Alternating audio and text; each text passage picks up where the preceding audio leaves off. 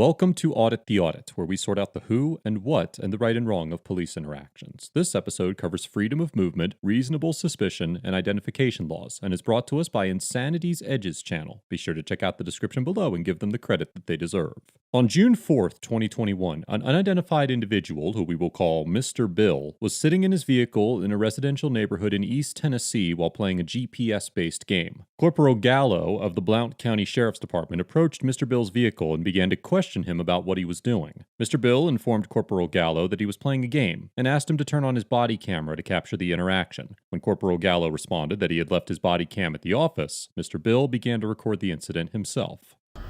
We've had thefts in this community, okay? You can do that if you want to. Yes, sir. Thank you. Careful.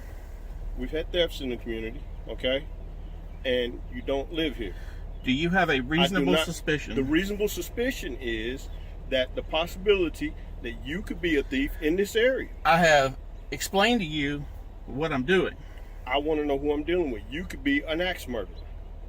Okay? So could you? Yeah. No, not in my uniform. Yes, I'm you at could. work. No. No. There have been plenty of cases where officers have broken the law. Okay. Let's not pretend. Nobody is perfect. I'm not breaking the law. I'm asking you for your so you can show me your identity, and I can walk away from here and give you your identification right back to you, and we'll be done.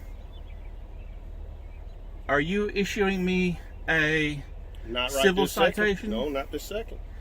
Am I being detained, or am I free You're not to go? being detained. You can leave if you want to, yes. Okay, thank you. But if I'm free to go, I'm free to stay. No, you're not free to stay. Corporal Gallo tells Mr. Bill that he is free to go, implying that he is not being detained, but that he is also not free to stay, essentially ordering Mr. Bill to leave the street. However, police officers cannot constitutionally require individuals to leave a public place in most circumstances. In the 1999 case of Chicago versus Morales, the U.S. Supreme Court held that a Chicago city ordinance prohibiting criminal street gang members from loitering in any public place violated the Due Process Clause of the 14th Amendment because, among other reasons, quote, it provides absolute discretion to police officers to decide what activities constitute loitering. In reaching this decision, a plurality of the court also recognized that, quote, as the United States recognizes, the freedom to loiter for innocent purposes is part of the liberty protected by the Due Process Clause of the 14th Amendment. We have expressly identified this right to remove from one place to another according to inclination as an attribute of personal liberty protected by the Constitution. Indeed, it is apparent that an individual's decision to remain in a public place of his choice is as much a part of his liberty as the freedom of movement inside frontiers that is a part of our heritage, or the right to move to whatsoever place one's own inclination may direct. However, there are some instances where officers can order citizens to leave or disperse from public property. For example, Section 39-17-305 of the Tennessee Code states that, quote, a person commits an offense who, in a public place and with intent to cause public annoyance or alarm, refuses to obey an official order to disperse issued to maintain public safety in dangerous proximity to a fire, hazard, or other emergency. And Section 39-17-307 criminalizes intentionally, knowingly, or recklessly disobeying, quote, a reasonable request or order to move issued by a person known to be a law enforcement officer, a firefighter, or a person with authority to control the use of the premises to prevent obstruction of a highway or passageway, or maintain public safety by dispersing those gathered in dangerous proximity to a fire, riot, or other hazard. However, in this situation, Corporal Gallo seems to order Mr. Bill to leave simply because he does not want him to be there, which a court would almost certainly find was a violation of the 14th Amendment. Yes, I am. Because is this a public street? You're suspicious in this area. Okay. I don't know if you're getting ready to go in this lady's house and steal anything. You have approached or this lady's house or anything. You have approached me. You want to leave? You have approached me. You got one or two options. You can leave. You have approached me, and I have explained what I am doing. I am playing a game on my phone. So That's you think just I'm a your liar? Excuse. So I'm a liar then. Let me tell you this, okay? You're saying I deal with 90% of the worst people, 90% of the time, 10% worse people, okay? Yes, yeah, I understand. Your sense of trust is gone completely. No, it's not there. But I'm asking you to obey the law. I'm asking you to obey the law. I am obeying the law. No, you are not. You do not have a reasonable, articulable suspicion. Yes, I do. What is your reasonable, articulable suspicion that I am about to commit, have committed, or will commit a crime? You are in an area. What is your reasonable, articulable suspicion that I have committed, will commit, or about to commit a crime? No, sir, I'm not. Stay there. Now you're in violation of traffic law. On top of being in a neighborhood where you don't live. You live on Ridge Street, right? Which traffic law am I in violation of, sir? You're violation of registration right now. How so? Because this is on a white minivan and the tag comes back to a green car. Well, I can't. That's what we were issued. But if I'm in violation, please issue me a Let citation. me see your registration, proof of insurance, and ID. Can I get in my thing? Yep, go ahead. All I wanted to do was make sure you who you I said you were. understand that, Okay. but what does my ID have to do with making sure the area is safe? Okay. Is the area any more safer now that you've identified me? Yes, and I'm going to tell you how. Okay. The explanation that I'm fixing to give you is the reason why I do what I do. Okay, this area, now that I have your ID, the area, if something does happen, something could happen, there's a possibility of a already known suspect now that was in the area prior to anything happening. So if something happens tonight or the next day or something like that, who's the strange people in the area? It would be you, okay? Corporal Gallo explains to Mr. Bill that he wanted to ID him as a potential suspect in case any criminal activity was to occur in the next couple of days. While it is not illegal to sit in your car while parked in a legal parking spot in a neighborhood where you don't live, it could be considered suspicious under certain circumstances. In the 2007 case of U.S. versus Wilson, the Sixth Circuit Court of Appeals held that because, quote, there is nothing about being seated in a car which is itself suspicious. The fact that a person is seated in a vehicle does not create a different test. Instead, it is, quote, simply a relevant consideration under the totality of the circumstances. It in no way changes the overarching constitutional analysis. The fundamental inquiry in determining whether evidence is admissible is whether, in light of the totality of the circumstances surrounding the seizure, it was reasonable for law enforcement personnel to proceed as they did. However, Corporal Gallo's argument that he needed to identify Mr. Bill based on the possibility of a future crime occurring does not seem to comport with the Terry Stop framework, which allows officers to detain an individual on a reasonable suspicion that, quote, the individual is involved in criminal activity, or, quote, that criminal activity may be afoot. Casing a home for a later invasion would be considered criminal activity, but there is no objective evidence that this is what Mr. Bill was doing. In the 1979 case of Brown versus Texas, the Supreme Court held that the application of a Texas stop and ID statute when the police officers did not have reasonable suspicion of a crime was unconstitutional, stating that, quote, the Texas statute under which appellant was stopped and required to identify himself is designed to advance a weighty social objective in large metropolitan centers, prevention of crime. But even assuming that purpose is served to some degree by stopping and demanding identification from an individual without any specific basis for believing he is involved in criminal activity, the guarantees of the Fourth Amendment do not allow it. When such a stop is not based on objective criteria, the risk of arbitrary and abusive police practices exceeds tolerable limits. Applying this standard, a court would likely find that Corporal Gallo did not have sufficient evidence to reasonably suspect that Mr. Bill was engaging in criminal activity, particularly after Mr. Bill explained he was just playing a GPS game. We would come and talk to you. We would commit an Well, that's fine. Why don't you come and talk to me when you have suspicion of an actual crime? Sir, Sitting on the side of the road is not suspicion of a crime. Yes, This is a road. What crime is sitting on a public road? Anybody in this subdivision? As a matter of fact, I do. Okay. Why aren't you sitting in front of their house? Because I already sat in front of their house. I explained to you this is a GPS game. You understand GPS, I know. I understand GPS, and I understand people doing all these games. But if you want to be hard with me as far as I'm not trying to be hard. I want you to obey the law. I am doing the law. No, you as a corporal. Is my duty. Bull. As a corporal, I'm glad you know my job better than I do. I don't know your job better than you do, but I do know the statute for identify. I was not committing a.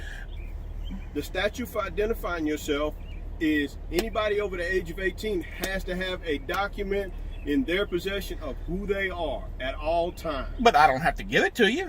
When you are asked and requested by a officer, you do have to give it to them. Unless you are issuing me a civil or a criminal citation, anything, then this is Nazi Germany. I can ask for your identification at any given time. Sure, you can ask for it, but I'm not legally required to give it to you.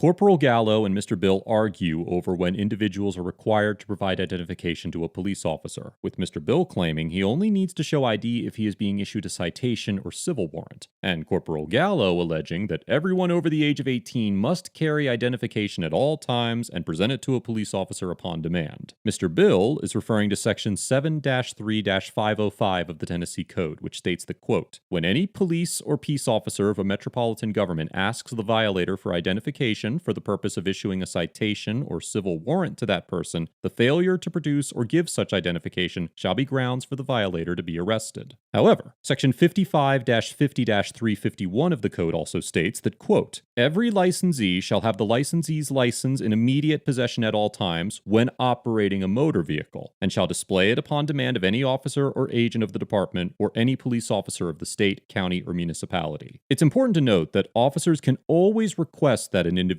provide their identification consensually without violating the Constitution, but can only order an individual to provide ID under certain circumstances. For example, in the 2000 case of State versus Daniel, the Supreme Court of Tennessee explained that, quote, courts have consistently held that the Fourth Amendment is not implicated and no seizure occurs when police approach an individual in a public place or in a parked car, ask questions, and request a search, so long as police do not convey a message that compliance with their requests is required. Nonetheless, under Tennessee law, operating a motor vehicle is not limited to driving it, as Section 55-50-102-43 of the Tennessee Code defines an operator as any person who, quote, drives or is in actual physical control of a motor vehicle upon a highway. Therefore, the Supreme Court of Tennessee noted in the 1993 case of State versus Pulley, quote, a police officer may approach a car parked in a public place and ask for driver identification and proof of vehicle registration without any reasonable suspicion of illegal activity. While the court would likely find that Mr. Bill needed to present his driver's license to Corporal Gallo upon demand because he was in actual physical control of a motor vehicle, Corporal Gallo's contention that every adult in Tennessee must carry identification documents and present them upon an officer's request is completely unfounded. While drivers do need to carry a license with them when operating a vehicle, there is no general law that citizens must carry identification with them at all times. Additionally, outside the context of operating a motor vehicle, Tennessee law only allows officers to demand identification when issuing a citation or civil warrant, and officers in any state can only constitutionally order individuals to identify themselves if they have a reasonable suspicion that the individual is involved in criminal activity.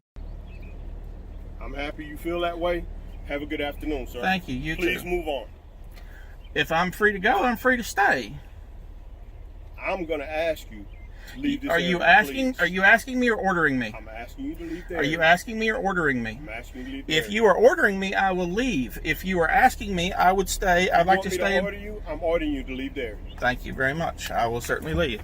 After Corporal Gallo ordered Mr. Bill to leave, Mr. Bill complied and drove away. That same day, he posted his footage of the incident on his YouTube channel, where he indicated that he will be following up with the Office of Professional Standards. It is unclear whether Mr. Bill will be pursuing any legal action regarding the incident. Overall, Corporal Gallo gets an F for displaying a fundamental misunderstanding of reasonable suspicion, blatantly misinterpreting the identification laws of his state, and for forcing Mr. Bill to leave a place that he was within his rights to be. Like many officers, Corporal Gallo built his determination of reasonable suspicion on assertions that do not comport with the court's modern understanding of reasonable suspicion. An unfamiliar presence in a location may be interpreted as somewhat suspicious, and it could very well warrant observation by a member of law enforcement. However, rarely does such conduct amount to the degree of suspicion necessary to detain and identify a citizen. If Corporal Gallo was concerned that Mr. Bill might be a threat to his community, then simply observing him from a distance would likely have rendered enough information to conclude that Mr. Bill was not involved in criminal activity. Simply existing in a public place is not indicative of criminal behavior, and neither is it associated with a location's past or future criminal activity. Corporal Gallo's assertion that Mr. Bill could be linked to past or future crimes that occurred in the area was both factually inaccurate and legally baseless, and he turned what could have been an opportunity to have a positive encounter with a member of the public into a full-scale detention and forced identification.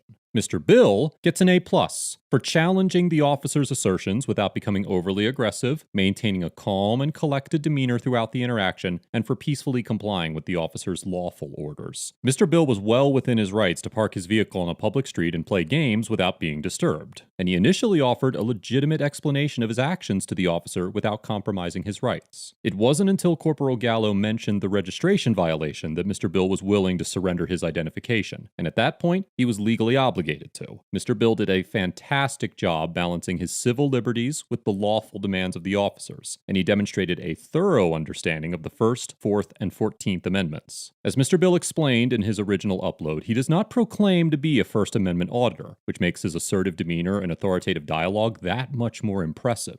I commend Mr. Bill for staying calm under pressure and for setting himself up for a good case later in the courtroom. Be sure to give your support to the Insanity's Edge YouTube channel. You can find a link in the description below. Let us know if there's an interaction or legal topic you would like us to discuss in the comments below. Thank you for watching, and don't forget to check out my second channel for more police interaction content.